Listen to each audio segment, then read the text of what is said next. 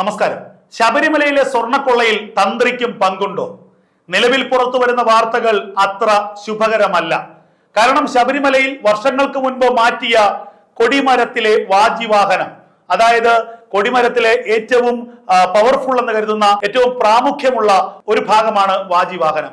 ആ വാജിവാഹനം വെള്ളിയിൽ തീർത്തതാണ്.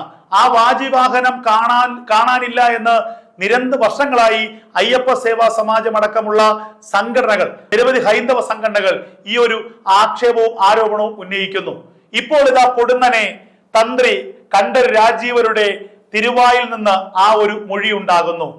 വാജിവാഹനം എന്റെ പക്കലുണ്ട്, ആ വാജിവാഹനം വേണമെങ്കിൽ ഞാൻ ദേവസ്വം ബോർഡിന് തരാം. വാജിവാഹനം ദേവസ്വം ബോർഡിന് വേണമെങ്കിൽ തരാമെന്നാണ് അദ്ദേഹം വ്യക്തമാക്കുന്നത്. ഇത്രയും നാൾ ഈ വാജിവാഹനം സ്വന്തം കുടുംബത്തിൽ, സ്വന്തം ഇല്ലത്ത് കൊണ്ടുവച്ചത് എന്തിന്? ഇപ്പോൾ ഈ ശബരിമലയിലെ സ്വർണ്ണക്കൊള്ളയും വിവാദങ്ങളും ഒന്നും വരാതിരുന്നുവെങ്കിൽ, ഈ സ്വർണ്ണക്കൊള്ള പുറത്തു വരാതിരുന്നുവെങ്കിൽ ഈ വാജിവാഹനത്തെ കുറിച്ച് അദ്ദേഹം ഒരക്ഷരം ഉരിയാടുമായിരുന്നു. ഈ വാജിവാഹനത്തിന്റെ വിലയോ അല്ലെങ്കിൽ വെള്ളിയുടെ അളവോ തൂക്കമോ അല്ല പ്രധാനം. ശബരിമലയിലെ കൊടിമരത്തിന്റെ ഏറ്റവും മുകൾ ഭാഗത്തിരിക്കുന്ന, ശബരിമലയിലെ അയ്യപ്പ സ്വാമിയുടെ പാദമെന്ന് സങ്കല്പിക്കുന്ന ആ കൊടിമരത്തിലെ വാജിവാഹനത്തിന് അമൂല്യമായ ഒരു വിലയുണ്ട്. അതൊരു അമൂല്യമായ വസ്തുവാണ്. ആ മൂല്യമില്ലാത്ത ആ വസ്തുവിന്റെ ആ ഒരു മോഹവിലയാണ് അതിന്റെ പ്രാധാന്യം വർദ്ധിപ്പിക്കുന്നത്. അത്തരമൊരു സാധനം എന്തിന് സ്വന്തം വീട്ടിൽ കൊണ്ടുവച്ചു?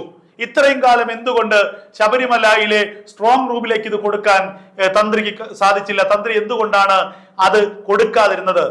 ഈ സംശയങ്ങൾ വളരെ ഗൗരവമുള്ളതാണ്.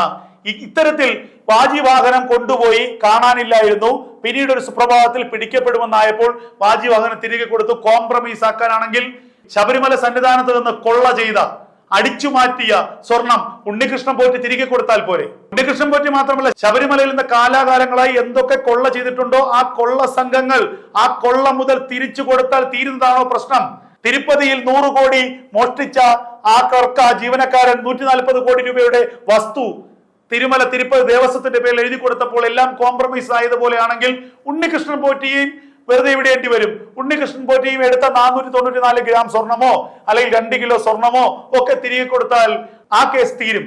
ശബരിമല തന്ത്രി കണ്ഠര് രാജീവരുടെ കാര്യത്തിൽ വാജിവാഹനം തിരികെ കൊടുത്താൽ എല്ലാം കോംപ്രമൈസ് ആവുമെങ്കിൽ അതേ നീതിയും അതേ ന്യായവും അതേ നിയമവും ഉണ്ണികൃഷ്ണൻ നമ്പൂതിരിക്കും ബാധകമാണ് എന്നുള്ളതാണ് ഇവിടെ പ്രത്യേകം എടുത്തു പറയേണ്ടത്.